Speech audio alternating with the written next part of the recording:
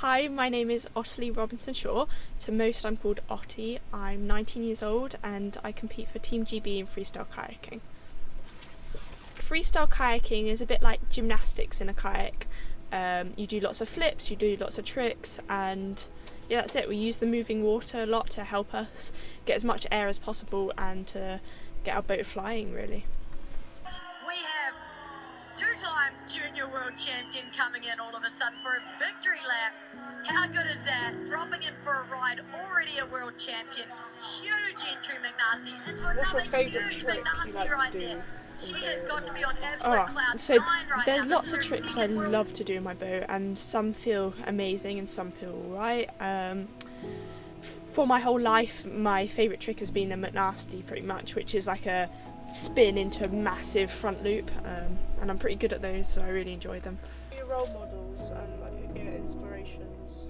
In the paddling world, my biggest role model was definitely Claire O'Hara. She was the leading force in the senior women's category. She was pushing the boundaries between men and women's, and a lot of what she stood for is what I think I stand for, and she was an amazing role model for me as a young age. Do you want that kind of career then? Do you want to follow her footsteps, or do you want to push the envelope out and do something a bit different? I think I just want to keep pushing my brand and my skills, and really just showcasing to the world what freestyle is and who I am. And yeah, I want to make a living from the sport. I want to be professional, but I also just want to keep enjoying it, and I found something I really love.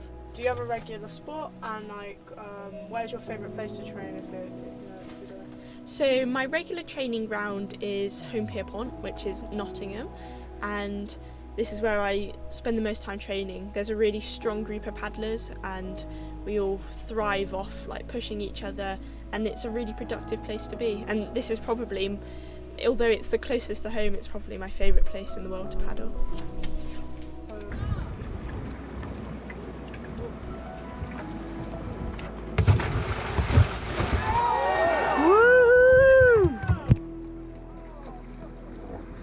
So yeah, what was it like growing up? Like, did you see yourself always becoming a freestyle kayak athlete, or did you is there another side to you that we don't know, or? So growing up as a kid, I was actually really shy and I lacked confidence when I was playing sport, and it was only when I went to secondary school that I started to maybe flourish, and I found something I was really passionate about. And at my school it was cool to have hobbies, it was cool to be good at something, and I think that just helped. There was a lot of girls that were amazing at the sports they chose to do, and that sort of inspired me, and yeah, I just found something that I just really enjoyed, to be honest. Has it always been that sport, or did you dabble in any other sports that you thought? My grandma's advice to my mum when I was growing up was to make sure that I try every sport possible, every hobby. So I actually did a lot of music, and when I was younger I would choose to do music clubs after school rather than sport. And I did ballet, I did tennis, I did golf. I tried a lot of things, but it wasn't really until I sat in a boat and I had my paddle that I really connected with something, and I found something that I was probably pretty good at, really. Yeah. I was 14 years old when I first competed for Team Jobii at an international event, and that event was the European Championships in Plattling in Germany, and I was the youngest competitor at the whole event, and it was quite daunting. It was really exciting, and I loved being able to kind of show off in a way that's allowed and celebrated, but it was nerve-wracking, and I'm grateful for the support of the older team members for being so nice to me, because you need support at that age and at that experience to really get the most out of the event. At 19, having achieved a lot already, do you think you have achieved all that you wanted so far, or are you aiming for more? So when I was like pre-Team Jobii kayaking level, my goal was to be on the Jobii team for 4 years as a junior. So you only get 4 years to represent your country as a junior, and that was my goal. And I've done that, and I've done more than that. So I'm proud of my paddling so far. I'm really proud of what I've achieved, but I've got so much more. I want to really showcase my level in the seniors, on the senior field, and just keep pushing and hopefully beat the guys, I think, really. Yeah. So would you say that the senior is your like next big move in what you want to? So just before the pandemic, I moved up to the senior category, and I haven't really had much opportunity to compete yet. I've done one senior competition, but yeah, that's my focus. I want to be the best and see how far we can get with it, really. Before I compete, normally headphones on, focused on what I need to do. I surround myself with the people who mean the most to me and have the most positive effect on me. I don't have any crazy rituals, just make sure I eat nutritious food and just stay relaxed and focused and just hang out with nice people, really. So in the morning I'll put my headphones on. If it's a busy environment, headphones on, just kind of so I can really just focus on the task at hand and not get distracted. What kind of music do you listen to? Oh, I get asked this all the time, so I don't know what type of music I listen to. I don't know, maybe some 80s stuff. I don't know how to categorise it, but it's got to have a good pop to it. I'm not into rap, and yeah, that's that's all I can say. What is your favourite moment that you've had within the sport? So like a lowest moment in the sport, and how have you come back for that? So maybe just talk about a moment that was your highest moment, and then the moment that was your lowest moment, if any. Yeah. So competition-wise, my highest moment was probably just after I won my first World Championships in Argentina. I remember getting off the water and having like the best hug with my dad, and then hugging like everybody I possibly could, and I got in the car to go and get some food, and my phone was going crazy with all the love and support from my friends and family. And it's just another little thing that probably motivates me, is just remembering that sensation. And it was special. I'll never become a world champion again. I'll hopefully win another world championships, but going from normal Ottie to world champion Ottie that's a once in a lifetime experience. So it's worth remembering the joy of that. And I think there's always some low points in sport. I think I'm very fortunate to have a very good and very positive journey so far, but I would say probably there's been times after competitions where I've cried and I've been disappointed in myself and maybe upset with the judges because maybe it's something I didn't agree with, and they're low points, but it's hard to pick out a singular one. But yeah, sometimes there's tears, but you've got to fail to get stronger.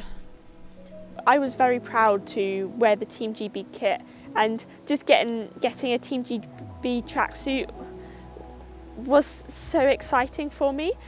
And I'm proud to represent my country, and I like knowing that I've worked so hard and this is where I am, so it's rewarding. What drives you to stay motivated?